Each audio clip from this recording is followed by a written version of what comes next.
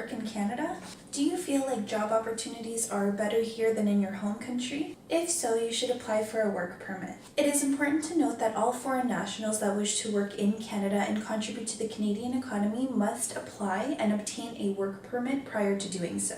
In this video, I will explain in detail who is eligible for a work permit and who is not, as well as the process of obtaining a work permit and many more steps. An open work permit is a work permit that is not job specific.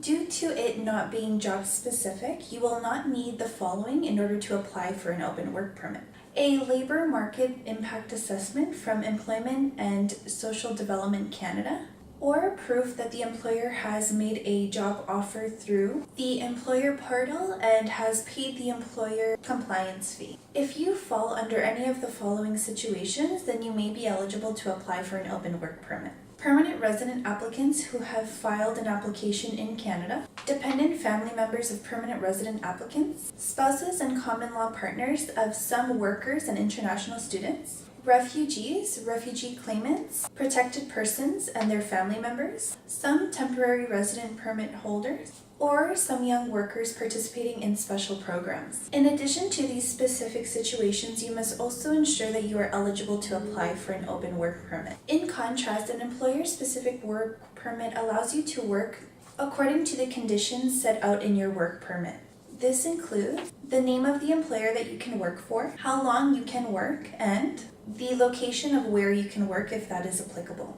It is advisable to check the Government of Canada website to see whether or not you need a work permit or not, and this strictly depends on what type of work you plan on doing within Canada. In order to be eligible and apply for a work permit, you must ensure that you encompass all of these specific requirements. The requirements are as follows. You must prove to an immigration officer that you will leave Canada at the end of your work permit. You must prove that you have sufficient funds in order to support your stay and any of your family members' stay while in Canada, and to return home. You must obey the law and have no criminal record. You must not be a danger to Canada's society. You must be in good health and have a medical exam if needed. You must not work for an employer who is ineligible. You must not work for an employer who on a regular basis offers striptease, erotic dance, escort services, or exotic massages. You must also give the immigration officer any additional documents that they request in order to enter Canada. Additionally, business people also come to Canada to work under the Free Trade Agreement.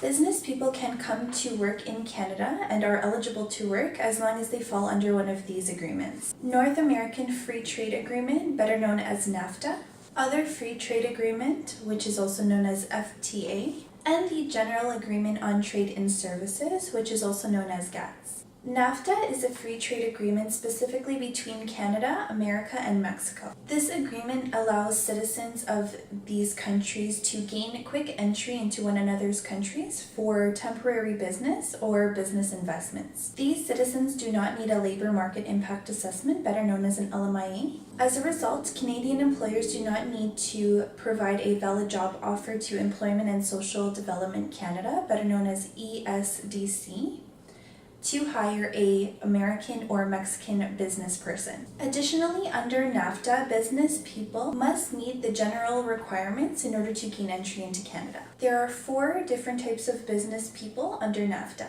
They are business visitors, professionals, intra-company transferees, and traders and investors. FTA and GATS are very similar to NAFTA, however, there are some differences. Conclusively, many individuals who enjoy their stay in Canada and who would like to extend their work permit must do so in order to stay within Canada.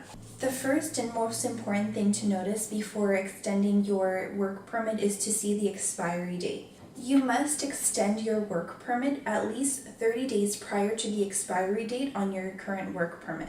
If you feel like you would be eligible to apply for a work permit in Canada, it is very important to take into consideration all of the aforementioned requirements and documentation. Here at Akrami and Associates, we have helped many of our clients with many immigration matters.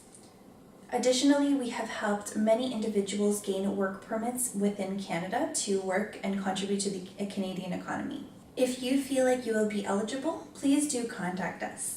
With Akrami and Associates, there's always a way.